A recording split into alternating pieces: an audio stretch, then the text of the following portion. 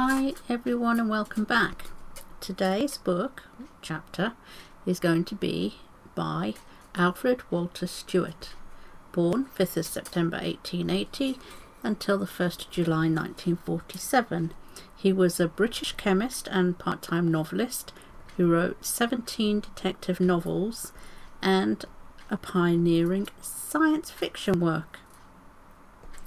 And he wrote under the pseudonym of J.J Connington, and he created the fictional detectives Superintendent Ross and Chief Constable Sir Clinton Driffield. So that's who we've got today's chapter with. Never heard of this man, but I'm going to give him a try for certain. As usual, the description will hold where you can buy this book and all 17 of his book, or buy. They're free, absolutely free. So this might be a good book to put the whole book on. Anyway, I digress. Chapter 1, The Hackleton Case. Neville Shandon stood at the window of his brother's study, gazing contentedly out over the Whistlefield grounds. This was a good place to recuperate in, he reflected, especially when one could only snatch a couple of days at a time from the grinding pressures of a barrister's practice. His eye travelled slowly over the prospect of greenery which lay before him, lawn beyond lawn, down to where a glint of silver showed where the river cut across the estate. Beyond that came the stretches of the low meadows, intersected here and there by the darker green of the hedges, then the long curve of the main road, and at last, closing the horizon, the gentle slope of Longshoot Hill, surmounted by its church spire. A bee hummed lazily at the open window. Then, startled by a movement, it shot away, the note of its wings growing higher and fainter as it receded in the sunlight. The King's Counsel let his attention wander for a moment to the rooks sailing in their effortless flight around the tree crests by the river. Then, with something more than apparent reluctance, he turned away from the landscape. "You did pretty well when you bought Whistlefield, Roger," he commented as he moved back into the room. "It's as restful a place as I know. If it weren't that I can get down here from time to time, I'd be hard put to it to keep fit for my work.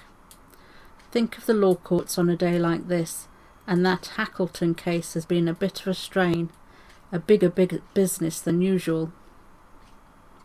His twin brother nodded a general assent, but made no audible reply.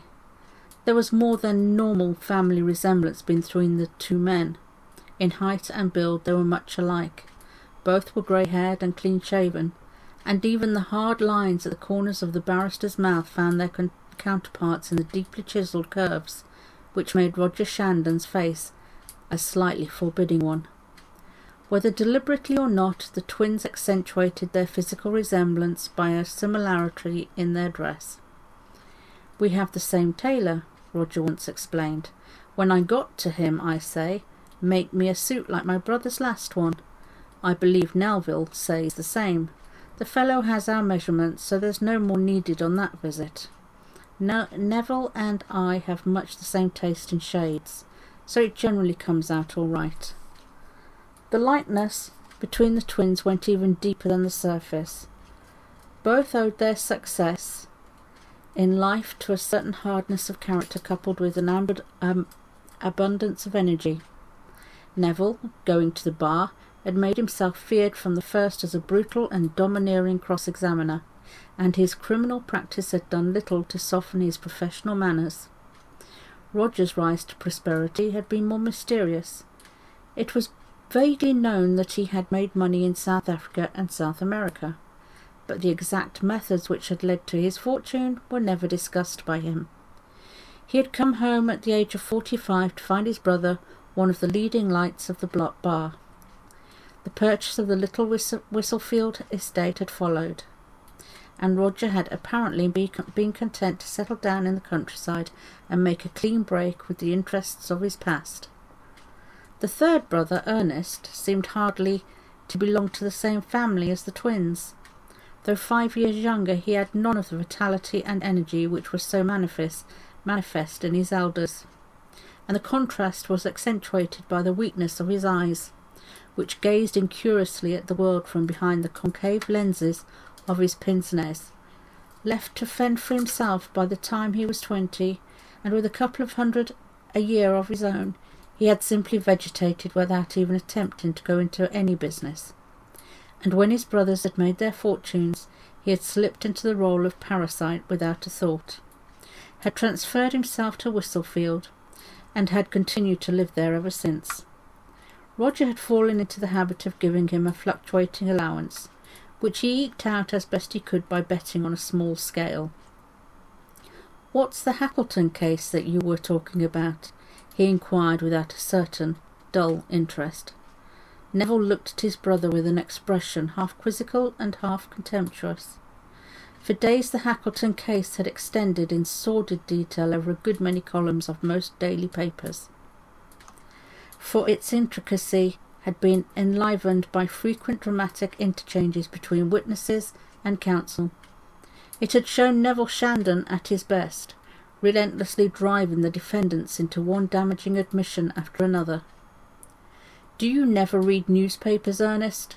the barrister demanded, quite unnettled by his brother's ignorance of one of the greatest cases in which he himself had taken a leading part. Ernest's interests were limited, as Neville knew, and it was useless to expect him to go outside his normal range merely from family concern. Wide-ranging curiosity was the last quality one could expect from him. Ernest blinked, took off his glasses and cleaned them, then replaced them carefully before replying. "No, at least, not all of them. Confound these glasses, they won't grip my nose today. Somehow this is the 5th time they've fallen off. I often look at the newspapers, Neville. I glance through the sporting news every day. I never read the law column, though. I can't understand it, usually, and when I do understand it, it seems so damn dull. At least, it's dull to me, so I don't look at it, usually." The barrister shrugged his shoulders slightly. He was above petty vanity, and he felt no sting from his brother's lack of interest in his work. "Just as well you left the Hackleton case alone, then," he said. "It's an infernal tangle. It's taken me months of work to see my way through it, and if I happen to break down before it comes to a finish, I doubt if a junior could take it on with anything like success. But I think this week will see the end of it." Roger had listened to the dialogue without moving a muscle. Ernest's complete incuriosity was no surprise to him. He could almost have predicted it. The youngest brother had never had the slightest interest in anything which did not touch himself. Family triumphs meant nothing to him, except that indirectly they contributed to his welfare. The barrister moved again to the window and looked out over the landscape. A cloud of rooks caught his eye, sailing together and then breaking up into a mass of wheeling individuals. "After this sort of thing, the very thought of the air in the law courts makes me sick," he said at last. "Hackleton's coming up for the rest of your cross-examination the day after tomorrow, isn't he?" Roger asked. "Yes, he's a clever devil. Sees a concealed point as well as I do myself, and generally manages to skate round it more or less. He's just scraped through so far, but I'll have him yet. It'll be a bad business for him if he makes a slip. This civil suit for breach of contract is only a preliminary canter. If things turn out as I expect, one single breach in his case, and the public prosecutor will be down on Hackleton instanter. There's even so much in the background which we can't bring to light in this particular suit. But it would all come out if the thing were to be transferred to the criminal court. Then we could really get to the bottom of the business. So I gathered by reading the case. Anyone could see that there was a lot in the background that you couldn't touch on. Once it all comes out, it'll be the end of Hackleton. 5 years penal is the least he could look forward to. Pleasant prospect for a man who lives on champagne. He's an amazing fellow, drinks like a fish, and yet has almost as good a brain as I have. And you think you'll get him? Does he realise that? I expect he does. From all I've heard of him, he hasn't much to boast of in the way of scruples. He started his career by speculations in coffin ships, didn't he? I seem to remember some trouble with the insurance companies in more than one case. The barrister nodded. Constructive murder, simply. But that would be a trifle to Hackleton. He'd do anything for money. Roger seemed to turn this over in his mind for a moment or two before he spoke again. If he's as hard a case as all that, I think I'd put up on my considering cap if I were in your shoes. Neville, it seems to me that you're the weak joint in the harness. I? How'd you make that out? I've got this case at my finger ends, I tell you. No one knows it inside out as I do. That's precisely what I mean. Suppose he loosed a gang of roughs on you before this cross-examination comes off. A good sandbagging will put you out of action for just the time necessary to keep you out of the case, and that's all he needs. You say yourself that you have all the strings in your hands, and I don't suppose you've brought every card out of your sleeve even for the benefit of your junior. It wouldn't be like you if you have. You will always want to keep a good deal in reserve. That's true enough, Neville conceded with a grim smile. No one could handle Hackleton in just the way that I shall this week. But I'm not particularly afraid of sandbags or that sort of thing. No one could tackle me here. So far as I can see, no one can do that kind of business in broad daylight on the Whistlefield lawns. And there won't be much chance of getting at me on the way up to town or in London itself. I quite admit the possibility of the thing when one's dealing with Hackleton. It's quite on the cards, and because it's never been done before, there's no reason why it shouldn't be done sometimes. I'm not nervous, of course, but I'm not likely to run any risks by going about much after dark until this affair is squared up. Roger Shandon's face reflected the grimness of his brother's smile. I quite understand what you feel about it, in fact. I'm in much the same boat myself. That's what turned my mind to the possibility in your case. The barrister glanced at him keenly. Some more of your disreputable past cropping up, huh? I don't care much for some of your old acquaintances. Who's this fresh one? Roger grinned shamelessly. His brother knew something of the way in which he had made his money, for at times it had been useful to Roger to take legal advice without bringing an outsider into problems which came too near the edge of the law. It's another gentleman with a grievance, from Cape Town this time, he explained. He says he acted as my agent in some IDB business when I was out there. He says that I got the profit out of it and that the profit was big enough to split comfortably into two. According to him, I gave him away to the authorities later on, and he spent a period of retirement on the Breakwater or some such health resort. The cure took some years in the sanatorium, and he hated the treatment. Too much open-air exercise with plain food, and too many uniforms about for his taste. That's part true enough. He's just out of jail. As to the rest, he needn't expect me to corroborate it on oath. Blackmail, I suppose? Asked the barrister perfunctorily. I'll have to talk with him, if you like. Perhaps my persuasive style, the harsh lines about his mouth deepened, would help to convert him to honesty. It'll be no trouble. Roger nodded his thanks. I'll turn you on if necessary, but it's hardly likely. He seems to me a vapouring sort of beast. Your money or your life style of thing, you know. When I naturally refused point-blank to pay him a stiver, he frothed over at once with threats to do me in. Tim Costock, the red-handed avenger, and all that sort of thing. I left him frothing. He didn't seem to me the sort of type that would do more than froth, and he can prove nothing. I don't suppose he can, Neville agreed, knowing from past experience that his brother left very little behind him for enemies to pick up. Well, I want to run over my notes for the Hackleton case this afternoon. Where can I find a place where I'll be free from interruption? With these youngsters in the house, one can never be sure of having a room to oneself for half an hour at a time. And even if one retires to one's bedroom, someone's sure to start a duel with the piano. I thought piano playing had gone out of fashion, but I've heard it every day since I came here." "That's Arthur," Roger Shandon interjected irritably. "No one else touches the damn thing." Ernest had apparently been cogitating deeply. He now turned a dull eye on his elder brother. "Try the maze," he advised. "What do you mean by that?" demanded Neville. "Try the maze. It sounds like an advertisement for tea, or one of these riddles like why is a hen?" Ernest elaborated his suggestion. "I mean the maze," he explained laboriously. "The thing like the one at Hampton Court, down by the river, close to the boathouse. None of the visitors is likely to find a way to either of the centres, and none of us is likely to disturb you. We don't usually go there, at least I don't myself." Neville's face had shown enlightenment at the first sentence. "Oh, our maze, you mean?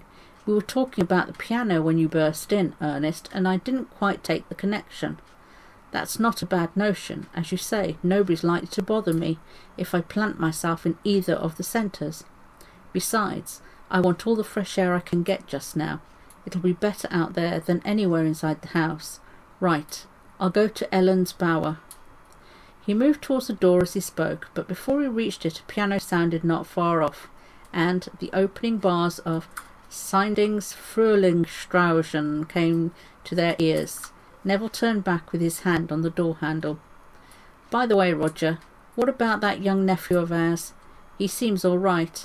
A bit moody, perhaps, but nothing out of common. What does the doctor say?" Roger's face clouded. "Arthur.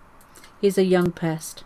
About thrice a week he takes a fancy to the piano, and then he spends the whole day playing one piece over and over again, like an automatic machine, except for the mistakes. Damnable.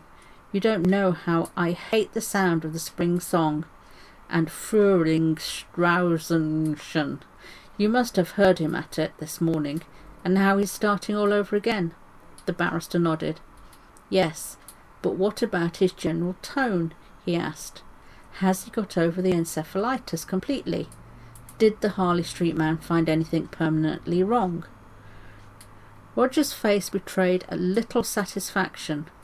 "Oh, the specialist looked devilish wise the last time he examined him, but that was about all it amounted to. It seems they know next to nothing about sleepy sickness. I understood him to say that the brain cells are all churned up with the inflammation, and the result may be anything you please. Of course, Arthur was lucky to get off with no physical damage. His eyesight and hearing and all that are quite all right. But it seems one can never tell what changes may have taken place in the brain structure, things that don't normally show at all.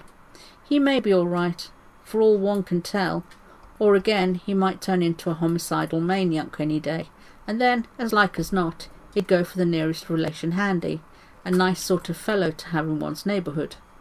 The barrister evidently considered this prophecy exaggerated. "He seems quite normal to me," he said. "Oh, I don't worry much over him," Roger admitted. "It's just that he's got on my nerves so much that I can hardly see him without snapping at him. I'll have to get rid of him. I think send him on a sea voyage or something of that sort." "Perhaps you get on his nerves just the same way as he gets on yours," Ernest began in his low voice. "That's what usually happens. When one starts it, the other takes it up. Usually that's the way these things go. I shouldn't wonder. Hello, Sylvia. I didn't expect you just yet. Not for quite a while. I'm not quite ready." A girl in her early 20s had come into the room and now stood looking at her uncle with a fair pretence of indignation. Sylvia Hawkhurst, the sister of the piano-playing Arthur, had been left an orphan before she came of age, and as her uncles were her trustees, she and her brother had been brought to Whistlefield by Roger Shandon. She liked to play at housekeeping, as she put it, and Roger soon learned that she could run his small establishment better than any paid bookkeeper. Things went like clockwork after she had taken command, and he soon realised that the secret of her management was that everyone in the house adored her. One thing she had set her face against: "We'll have no manservants, if you please, uncle, at least not in the house itself. I don't mind a chauffeur, of course, but I know what a girl can do." and I'd prefer to keep within my limitations.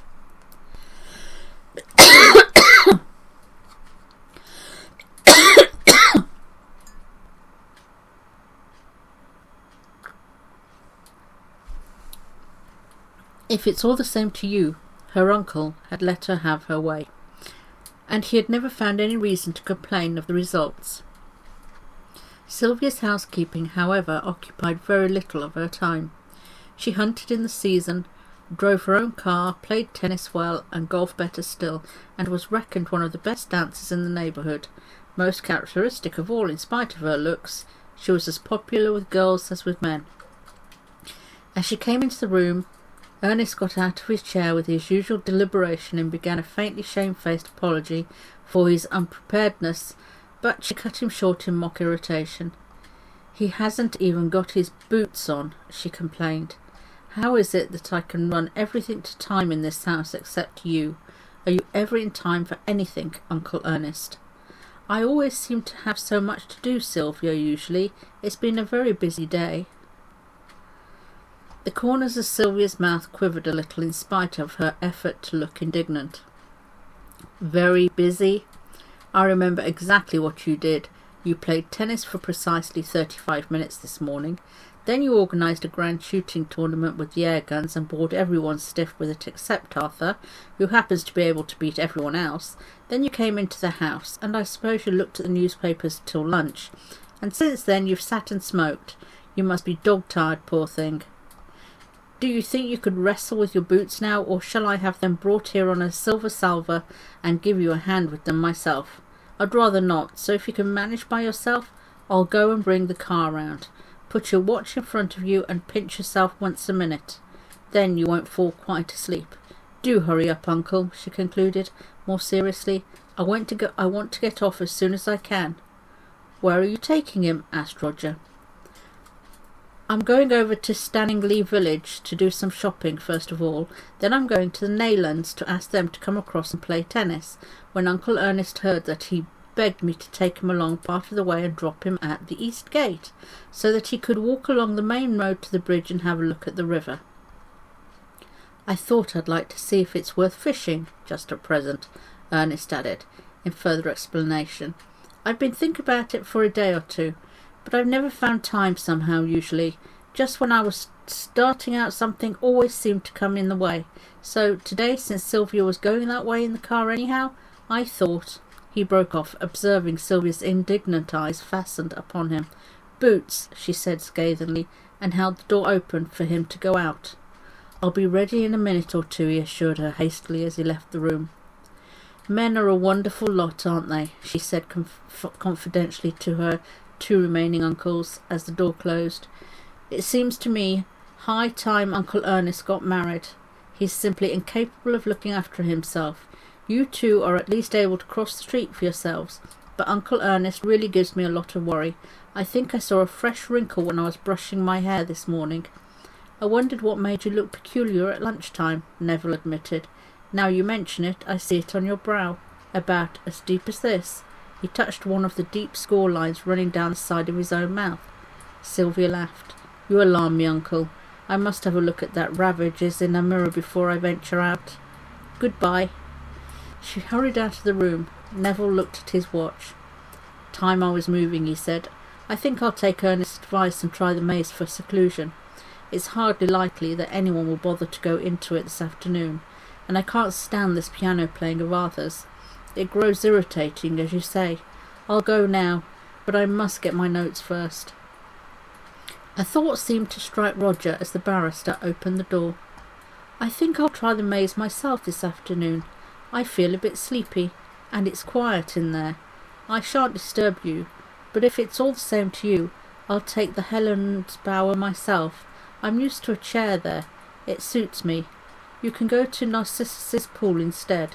There's nothing to pick up and choose between them, since they're both in the maze." "Very good," Barrister agreed.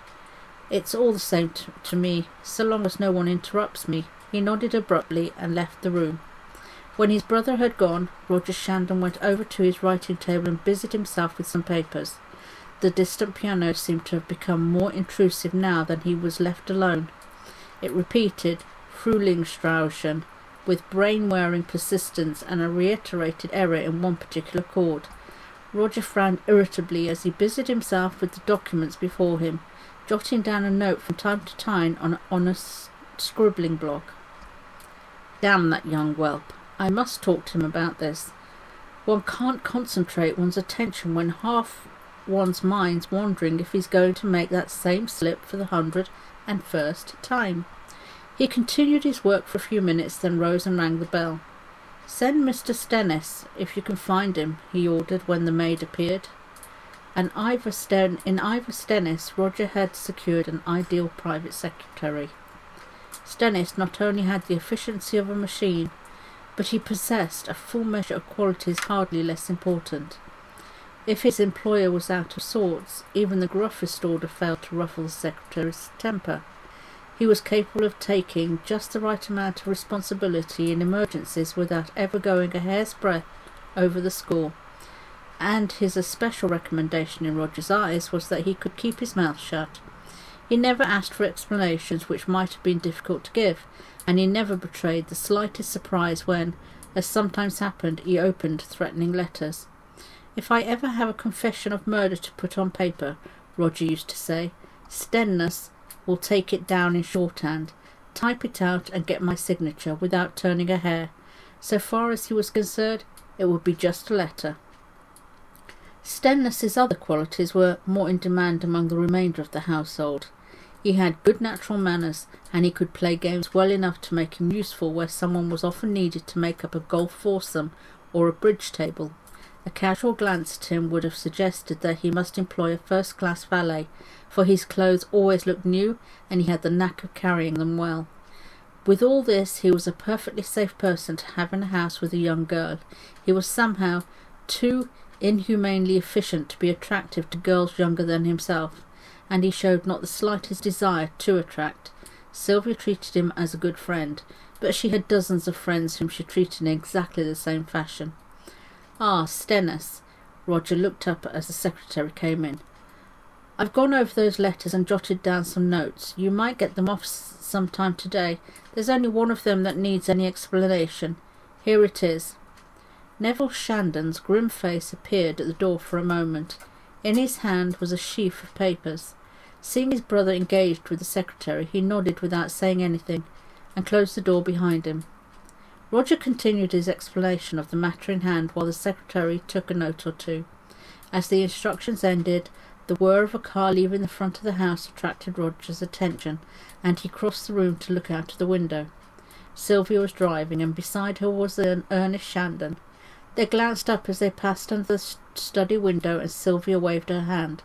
Roger watched the car swing sharply off the main avenue on its way to the east gate, and soon it vanished behind a belt of rhododendrons. They might have given Neville a lift, Roger reflected as he turned back into the room again. They'll be passing the maze on the road to the east gate. The sound of the piano reasserted itself in the comparative silence which followed the passing of the car. Roger made a gesture of impatience. "I suppose that's my nephew playing," he demanded. "He was shooting darts at a target in the garden a short time ago," Stennis explained, "but I think he came in a few minutes ago." "It sounds like him. Since he had that attack of sleepy sickness, he always fumbles a bit on his chords. Doesn't seem able to manage his fingers perfectly. That makes this din all the harder to bear." Stennis refrained from any comment. Roger, after a pause, continued irritably. "Where are the visitors, Stennis? I wish they'd attract him out of the house. Some days he's all right, and one never sees him. Other days he sits and pounds that piano till one's head rings with it. I noticed Miss Forrest and Mr. Torrance going towards the rose garden a few minutes ago." Stennis confined himself to answering the direct question, and quietly ignored Roger's exasperation. It was no business of his to intervene in family squabbles. "Well, that's all I have for you at present, Stennis. As you're passing the door, send my nephew to me, will you?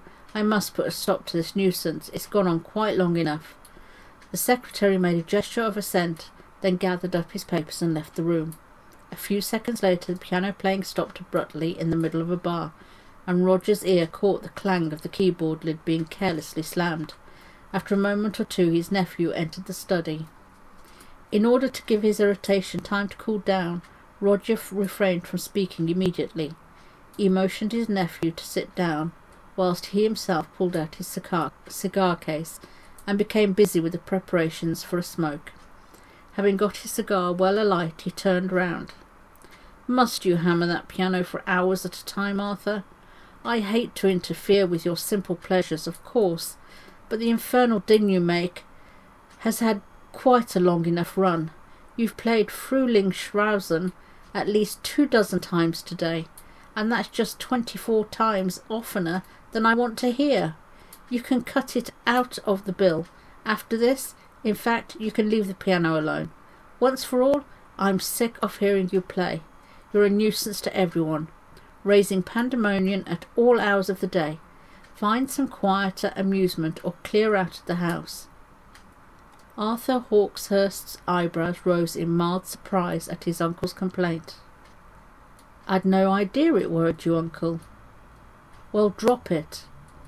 Perhaps I've been overdoing Frühlingsschrausen a bit. I hadn't thought of that. Somehow I never seem to get through it without a mistake in 1 or 2 chords, and I want to make a clean job of it, once at least. I've got a pair of quite good ears. You needn't think I missed your mistakes. They make it more irritating, that's all." Arthur hastened to admit his errors. "Well, no more Frühlingsschrausen then. What about the Barcarolle? Offenbach's, I mean. Any objection to that?" "Yes. Will you be good enough to understand that you're not to bang on that piano again?" "Oh, you mean it? I thought it was just your fun, uncle. But I like the piano." "Surely you'll let me use it sometimes." "No, I've had enough of it, but—" Roger's face had been darkening. "That's enough. I've more important things to talk to you about. What age are you nowadays?" 22 or 23, isn't it? And you've never done a stroke of work in your life, so far. A pretty record, isn't it?" He paused and paced over to the window and back again. "That's got to stop. I've had to support one loafer, your Uncle Ernest, but if you imagine that I have a fad for collecting loafers, you're mistaken. I've got your uncle on my hands permanently, I suppose, but I don't propose to increase my stock of parasites for your benefit. You'll have to find something to do. I'm not going to let you hang around Whistlefield forever." Arthur's good-natured face had darkened in its turn. "You might increase your stock of politeness without overdoing things, it seems to me. I'm not altogether a loafer. I'm an invalid." Roger took no notice of the plea. "Whistlefield isn't a hospital, or an asylum. I suppose that's what you mean. You'd better take care, uncle. There are some things a fellow doesn't forget once they're said." Roger's temper, never very far below the surface, boiled up at his nephew's remark. "That's enough, Arthur. I'll give you 3 months more. After that you can fend for yourself. You won't starve. You've got enough money to keep you alive, even if the worst comes to the worst. Anyhow, I wash my hands of you." Arthur Hawkshurst's control was no better than his uncle's when once the point had penetrated through the skin. A pretty specimen of an uncle, the kind one meets in the Babes of the Wood, eh? Go out into the world and starve, Arthur dear. The little dicky birds will put leaves on you, and I'll get the money for your mother left you. That's the scheme, I suppose. It's a wonder a thing like you is allowed to live. The flagrant absurdity of the charge checked Roger for a moment. After all, the boy was off balance. One shouldn't take him seriously. "You're an ass, Arthur," was all he vouchsafed in reply. But Arthur's disturbed brain had tilted out of its normal equilibrium, and his rage found vent in a wild threat as he flung himself out of the room. "I've a good mind to get in first myself and do for you before you can do me any more harm. Look out for yourself." As the door slammed behind his nephew, Roger settled himself back into his chair. Arthur's outbreak had come as a complete surprise. Since his illness, the boy had given the impression that he merely needed a firm hand. He had loafed about the house in a condition not far from melancholia, and at first it had required steady pressure to bring him to take any interest in normal affairs. Gradually he had improved and had passed over into a state of cheerful irresponsibility, and now, just as the specialists were taking an optimistic view of the future, had come this collapse into something which seemed little short of mania, absolutely without warning. "I'll have to get this looked into," Roger reflected. "He's evidently not so far on the road to recovery as we thought." Arthur's threat had left him completely indifferent. He had almost forgotten it when he rose again from his chair. In itself it seemed unimportant, merely some wild words flung out in a brainstorm. He left the house and took the road to the maze. Stennis saw his figure pass into the belt of rhododendrons, and as soon as it had disappeared the secretary made his way to Roger's study. An ABC timetable was on one of the shelves, and Stennis, taking it down, began to study the times of trains. "I can't leave it later than that," he said to himself at last. "The next one wouldn't get me into London in time for the boat train." His eye turned to the window and ranged over the lawns. "Well, it'll be a hard wrench to leave here, no matter what happens, and I wish I saw tonight over and knew where I stand." He passed to a fresh line of thought. "At the worst, nothing will matter much if I don't pull it off." He replaced the ABC on its shelf and went up to his own room. First locking the door, he began deliberately to pack his razors and other toilet articles in an attaché case. When he had completed this task, he glanced around the world. Room. Nothing else. No, all the rest of the stuff is waiting for me in London. And that is the end of chapter 1 of this book. And I hope you enjoyed it. I enjoyed it. I can't wait to carry on reading it. If you like this and you like this channel, please subscribe and like so that we grow and we can do more. And don't forget, details of this book are in the description below where you can get it for free. Take care and see you next time. Bye!